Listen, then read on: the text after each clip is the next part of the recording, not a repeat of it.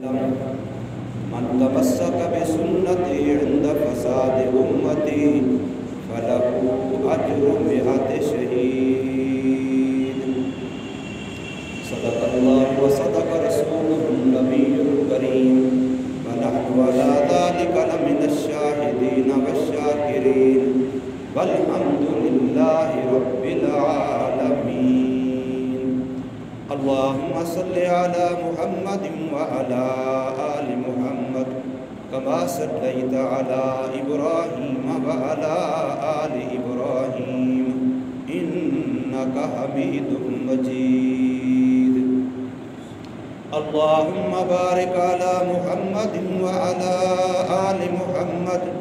كما باركت على إبراهيم وعلى آل إبراهيم إنك حميد مجيد.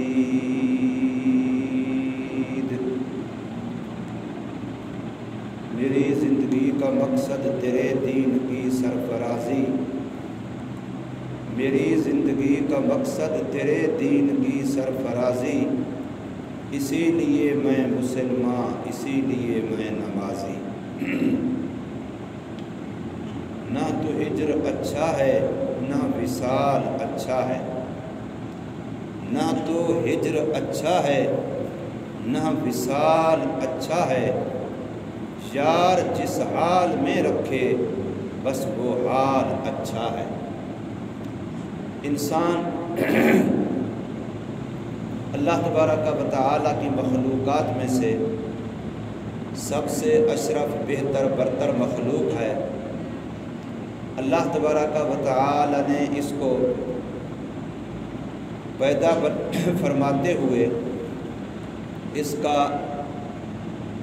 مقصد اور مشن جو بیان فرمایا ہے وہ خلافت کو بیان فرمایا ہے. انی جاعل فی الارض خلیفہ. اور خلافت اجتماعی زندگی میں ہوتی ہے، تمدنی زندگی میں ہوتی ہے. خلافت کے لیے ایک نظام زندگی ہوتا ہے، جس نظام زندگی کو خلیفہ سنبھالتا ہے. اس نظام زندگی میں بہتر کارکردگی والے کو انعامات سے نوازا جاتا ہے، اس کی حوصلہ افزائی کی جاتی ہے. اور جو بندہ امور مملکت میں نظام میں خلل پیدا کرتا ہے، اللہ تبارک و تعالیٰ کے بنائے ہوئے قوانین اصولوں کو توڑتا ہے، رب چاہی کے بغیر من چاہی زندگی گزارتا ہے، اللہ کی رضا کے بجائے اپنی نفس کی خواہش اور رضا کا لحاظ رکھ کے رات دن گزارتا ہے، پھر ایسے بندے کے لیے سزا رکھی ہے کہ اس نے خلافت کے کام میں، اجتماعی سوسائٹی میں، تمدنی اور اجتماعی زندگی میں اس نے رخنا ڈالنے کی کوشش کی ہے، اس میں خلل اور خرابی کا مرتکب ہوا ہے، تو پھر اس کے لیے سزائیں ہوتی ہیں، اور سزائیں اللہ کی طرف سے مقرر کی جاتی ہیں. چونکہ انسان تو خلیفہ ہے، انسان خود اصل نہیں ہے، نہ اس نے خود قانون بنانا ہے اور نہ قانون کی مخالفت پر سزائیں بنانی ہیں، اور نہ ہی قانون کی بجا آوری والے کے لیے جو اچھا اجر ہے، صلہ ہے، وہ اس نے خود متعین کرنا ہے. بلکہ قانون بھی اللہ کا ہوگا، اور قانون کی پابندی کر کے زندگی گزارنے والے کو جو انعام و اکرام دینا ہے، اجر و ثواب دینا ہے، اس کا تعین اور تقرر بھی اللہ ہی کی طرف سے ہوگا. اور جو قانون کی مخالفت کرے گا، قانون کو توڑے گا، قانون کو ہاتھ میں لے گا، جرائم کا ارتکاب کرے گا، اس کی سزا اور اس سزا کی کیفیت اور مقدار کا تعین بھی اللہ تبارک و تعالیٰ کی طرف سے ہوگا. انسان محض خلیفہ ہونے کی حیثیت سے ان قوانین کو اپنے اوپر بھی نافذ کرنا ہے اور اپنے دائرہ اختیار تک اپنے محتاطوں پر ان پر بھی اس کو نافذ کرنا ہے۔ یہ انسان کی ذمہ داری ہے۔ اللہ تبارک و تعالی نے ہمیں قرآن مجید کی شکل میں اور مصطفیٰ صلی اللہ علیہ وسلم کے اسوہ حسنہ، سیرت طیبہ، احادیث مبارکہ، ان کی شکل میں دین کامل عطا فرمایا ہے۔ اتنا مکمل دین عطا فرمایا ہے کہ کوئی ایک پہلو بھی اس کا ابھی تشنہ تکمیل نہیں ہے، بلکہ بالکل کامل ہے، مکمل ہے، اکمل ہے ہر لحاظ سے، چاہے اس کا عبادات والا پہلو دیکھا جائے، چاہے اس کا معاملات والا پہلو دیکھا جائے، چاہے اس کا انسان کے ساتھ لین دین والا پہلو دیکھا جائے، رہن سہن والا پہلو دیکھا جائے، کسی بھی لحاظ سے رات کی زندگی، دل کی زندگی، مردوں کی زندگی، عورتوں کی زندگی، غریبوں کی زندگی، امیروں کی زندگی، شہریوں کی زندگی، دیہاتیوں کی زندگی، ہر لحاظ سے دین اسلام کامل، اکمل، مکمل دین ہے، اور ایسا جامع اور عالمگیر دین ہے کہ انسان جب تک رہے گا اس کی زندگی کی ہر ضرورت کے لیے یہی دین کافی ہے۔ اب اس دین کے ہوتے ہوئے مزید کسی دین کی ضرورت نہیں ہے، اور نہ اس دین کے کسی مسئلے میں قط و برید، کمی بیشی اور اس میں نقص اور زیادتی کی قطعاً کوئی گنجائش نہیں ہے۔ تو اس لیے حضور صلی اللہ علیہ وسلم کو اللہ تبارک و تعالی نے فرمایا کہ ہم نے آپ کو جو دین دیا ہے یہ دین مکمل ہے اور ہمارا پسندیدہ ہے، لہٰذا آپ تمام مسلمانوں میں، انسانوں میں اعلان فرمائیں کہ ادخلوا فی السلم کافہ، مکمل طور پر، کامل طور پر دین اسلام میں داخل ہو جاؤ، ہر کام دین کے مطابق کرو۔ دین میں کامل طور پر داخل ہونے کا یہی معنی ہے کہ تمہاری شادی خوشی ہو تب بھی دین کے مطابق ہو، اور اگر مرگ ہو، میت ہو، تب بھی دین کے مطابق ہو، لین دین، رہن سہن، غرضے کے زندگی کے ہر موڑ پر، ہر کام پر، خرید ہو یا فروخت ہو، آپ نے دین کے اندر داخل رہنا ہے اور دین سے پوچھنا ہے۔ تو اس لیے فرمایا ادخلوا فی السلم کافہ۔ اور قرآن مجید کے اندر اللہ تبارک و تعالی نے صاف فرما دیا ہے کہ کسی ایمان والے مرد اور کسی ایمان والی عورت کے شایان شان نہیں ہے کہ ان کی زندگی کے کسی کام کے بارے میں جب اللہ اور اللہ کے رسول صلی اللہ علیہ وسلم نے فیصلہ فرما دیا ہو تو پھر ان کو اسی فیصلے کو ماننا، اور اس طرح ماننا کہ مکمل طور پر ظاہر کے لحاظ سے بھی، باطن کے لحاظ سے بھی، دل کے لحاظ سے بھی مکمل طور پر اس کو خوشی خوشی سے ماننا، یہ ایسا ضروری ہے کہ اب ان کو اس کام میں کوئی اپنی مرضی اور اپنا اختیار کی گنجائش نہیں ہے، بلکہ جو فیصلہ اللہ کی طرف سے، رسول اللہ صلی اللہ علیہ وسلم کی طرف سے آ چکا ہے، کیا جا چکا ہے، اسی کی اتباع، اسی کی پیروی، اسی کو منہ و ان تسلیم کرنا یہ ضروری ہے۔ یہ مومن کی شان ہے، چاہے وہ مومن مرد ہے، چاہے وہ مومن عورت ہے۔ اس لیے فرمایا کہ تم میں سے کوئی ایک بھی اس وقت تک کامل مومن نہیں ہو سکتا، نہیں کہلوا سکتا، جب تک کہ میری لائی ہوئی شریعت کے مکمل طور پر تابع نہ ہو جائے۔ لا یؤمن احدکم حتی اکون ہواہ تبعا لما جئت بہ۔ محمد کریم صلی اللہ علیہ وسلم جو اللہ ہی کی طرف سے اعلان کرتے ہیں، اپنی مرضی سے حضور صلی اللہ علیہ وسلم کوئی بات نہیں فرماتے۔ وما ينطق عن الهوى ان هو الا وحی یوحی۔ حضور صلی اللہ علیہ وسلم جو بھی بتاتے ہیں، امت کو جو کرنے کا کہتے ہیں، جس کام کے لیے بتاتے ہیں، جس کام کی ہدایت اور رہنمائی فرماتے ہیں، جو دین کا کام سکھاتے ہیں، وہ اللہ تبارک و تعالی ہی کی طرف سے ہوتا ہے، اور جس کام سے روکتے ہیں، جس کام سے منع فرماتے ہیں، جس کے سے بچنے کا فرماتے ہیں، تو وہ بھی اللہ ہی کی طرف سے ہوتا ہے۔ اب انسان کو گویا کہ اللہ تبارک و تعالی نے دین کی اتباع کا کہا ہے، وحی کی اتباع کا کہا ہے۔ اپنے نفس سے، اپنی مرضی سے، اپنی خواہش سے، اپنے خیال سے جو میرے من میں آئے، چاہے میں کتنا بڑا ذہین ہی کیوں نہ ہوں، کتنا بڑا سمجھدار ہی کیوں نہ ہوں، کتنا بڑا عقل مند ہی کیوں نہ ہوں، میں اپنے آپ کو عقل کل کیوں نہ سمجھتا ہوں، لوگ میری عقل پر، میری سمجھ و فراست پر کتنا اعتماد ہی کیوں نہ کرتے ہوں کہ اپنے معاملات میں مجھ سے مشورہ لیتے ہیں، میری رائے کو فوقیت دیتے ہیں، لیکن پھر بھی فرمایا کہ وما ابرئ نفسی، میں اپنے آپ کو غلطی سے، خطا سے بری قرار نہیں دیتا۔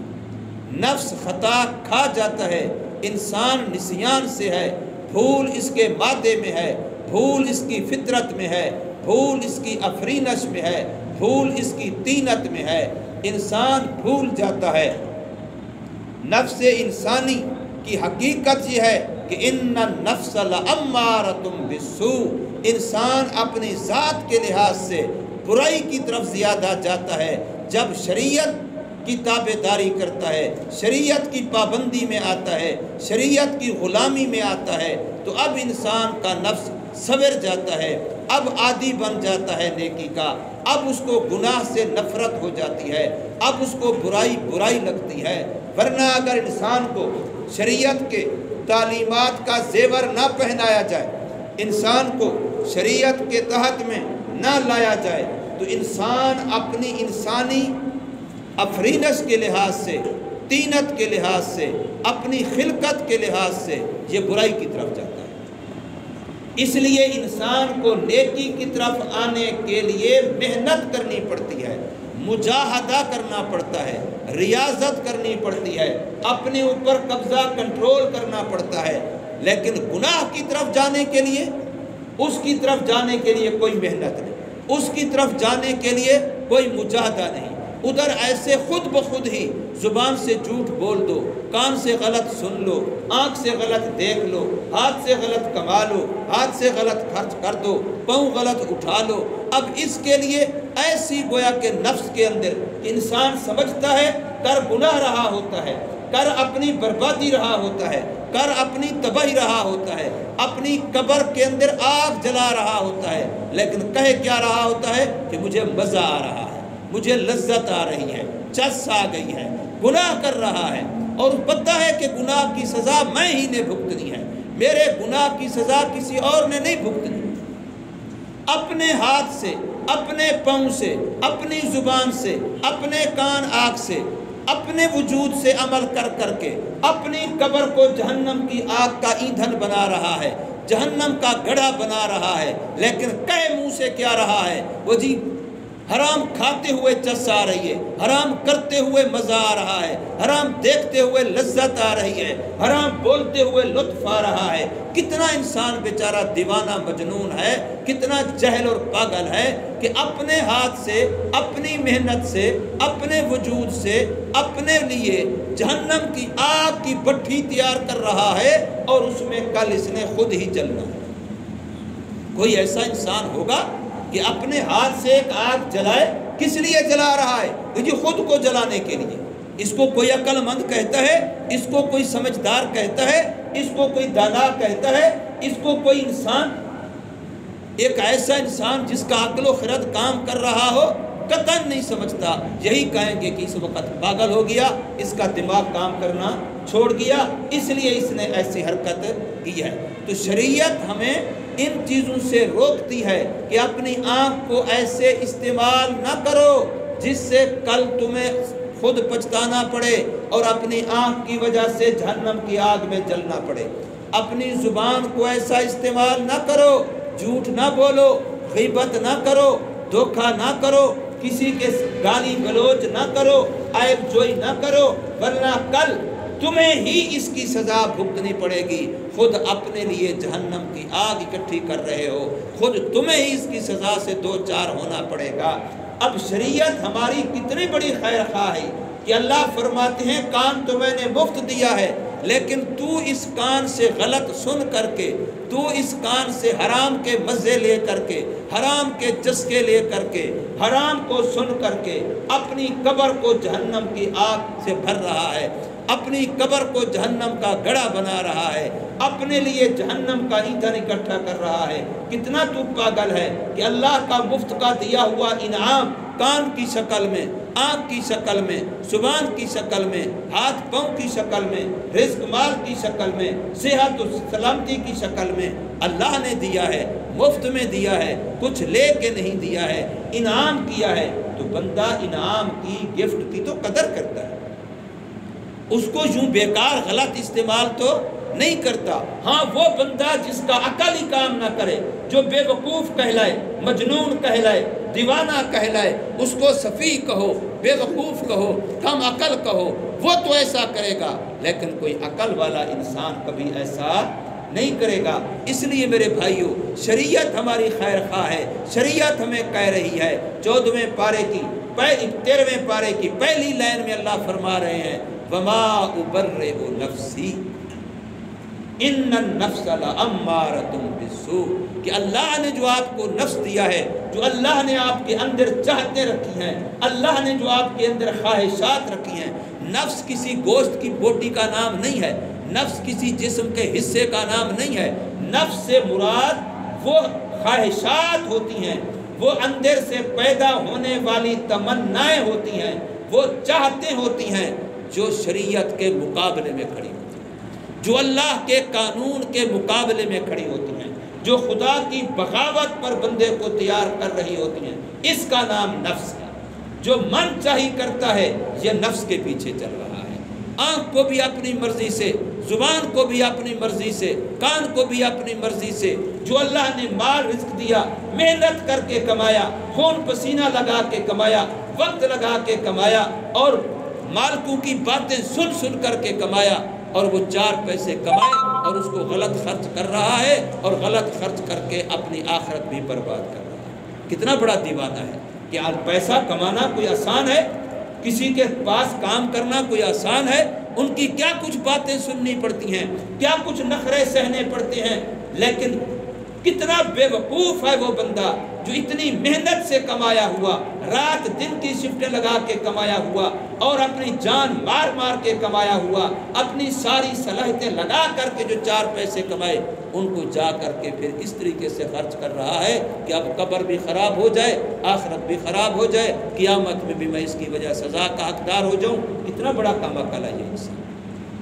اس لیے میرے بھائیوں، دین جتنا ہمارا خیر خواہ ہے اتنا اور کوئی ہمارا خیر خواہ نہیں ہے۔ اس لیے ہمیشہ آپ اپنے خیر خواہ جس کو سمجھتے ہیں اس سے پوچھتے ہیں، اس سے مشورہ لیتے ہیں، اس سے بات لیتے ہیں کہ یہ میرا خیر خواہ ہے، یہ مجھے بتا رہا ہے، اس کی بات میں لوں اس لیے کہ یہ میرا خیر خواہ ہے، میرا دوست ہے۔ تو پھر بھائی دین سب سے زیادہ آپ کا خیر خواہ ہے، سب سے بڑا آپ کا دوست ہے۔ اس لیے جب بھی زندگی کا کوئی معاملہ ہو تو آپ پہلے دین سے مشورہ کر لیں، آپ پہلے دین سے پوچھ لیں، آپ شریعت سے پوچھ لیں، آپ اللہ کے قانون سے پوچھ لیں۔ جب آپ دین سے پوچھیں گے، شریعت سے پوچھیں گے، اللہ کے قانون سے پوچھیں گے، قرآن سے پوچھیں گے، حدیث سے پوچھیں گے، تو وہ آپ کی ایسی رہنمائی کرے گی جس میں آپ کی دنیا کا بھی بھلا ہوگا، آپ کی آخرت کا بھی بھلا ہوگا۔ دنیا میں آپ رسوا ہونے سے بچ جائیں گے،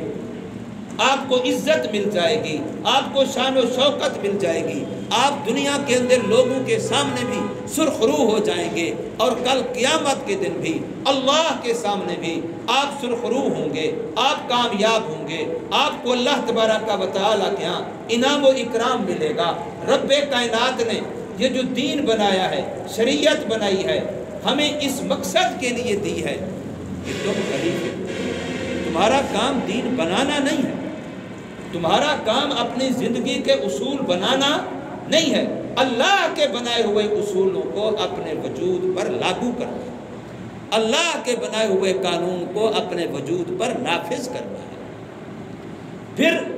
اگر نافرمانی کرو گے تو سزائیں بھی رب نے بتا دی ہیں۔ جھوٹ کی یہ سزا ہے، بد نگاہی کی یہ سزا ہے، بد زبانی کی یہ سزا ہے، زنا بدکاری کی یہ سزا ہے، چوری ڈکیٹی کی یہ سزا ہے۔ ایک ایک بات کی سزا بھی دین نے بتلا دی ہے۔ اور اگر اچھا کام کرو گے، تلاوت کرو گے، درود پاک پڑھو گے، تسبیح پڑھو گے، اللہ اللہ کرو گے، نماز پڑھو گے، صدقہ خیرات کرو گے، کسی انسان کے ساتھ بھلائی کرو گے، کسی اللہ کی مخلوق کے ساتھ بھلائی کرو گے، اب اس پر اللہ نے جو اجر دینا ہے، جو ثواب دینا ہے، جو آپ کو اللہ نے اپنی رضا دینی ہے، اپنی خوشنودی دینی ہے، جنت دینی ہے، وہ بھی اللہ کے نبی صلی اللہ علیہ وسلم نے بڑی وضاحت کے ساتھ، تفصیل کے ساتھ، وہ بھی حضور صلی اللہ علیہ وسلم نے بتلا دیا۔ ایک ایک عمل پر، چھوٹے سے چھوٹا عمل ہی کیوں نہیں، اس پر بھی بتلا دیا۔ انسان کی آج کل کوئی بھی فنکشن، کوئی پروگرام، کسی کی شادی ہونی ہے، کسی کا کوئی اور پروگرام کام ہونا ہے، تو کتنا پہلے سے بندہ تیاری شروع کرتا ہے کہ جی میں نے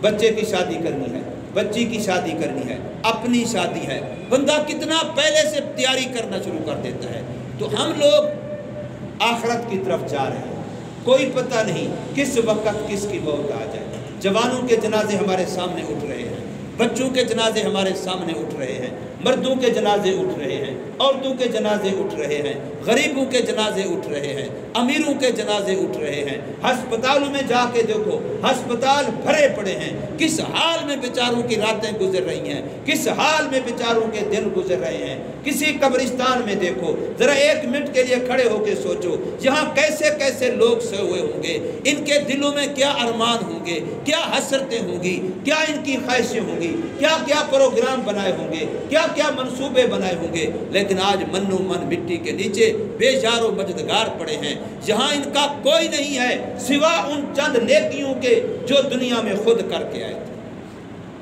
اس کے علاوہ بیچاروں کے پاس اب کوئی سرمایہ نہیں ہے، کوئی سہارا نہیں ہے، اگر ہے تو وہی جو دنیا میں تلاوت کی تھی، جو ذکر کیا تھا، جو نماز پڑھی تھی، جو نیکی کی تھی۔ تو جب ہم اس طرح سے تیاری کرتے ہیں تو پھر قبر ہمارے سامنے ہے، اس کی تیاری کیوں نہیں کرتے؟ موت ہمارے سامنے ہے، اس کی تیاری کیوں نہیں کرتے؟ آخرت ہمارے سامنے ہے، اس کی تیاری کیوں نہیں کرتے؟ اور شعبان کا مہینہ رمضان کی تیاری کے لیے ہوتا ہے۔ ابھی رمضان آ رہا ہے، ہم ابھی سے اپنے آپ کو تیار کرنا شروع کریں کہ میں نے رمضان کے اندر نمازوں کا اہتمام کیسے کرنا ہے، ذکر و تلاوت تسبیح کا اہتمام کیسے کرنا ہے، میں نے رمضان مبارک میں روزے کا اہتمام، تراویح کا اہتمام، اعتکاف کا اہتمام، جو بھی اس کی عبادات ہیں، میں نے سارا سال خطائیں کی، گناہ کیے، قصوریں کی۔ اب رمضان کا مبارک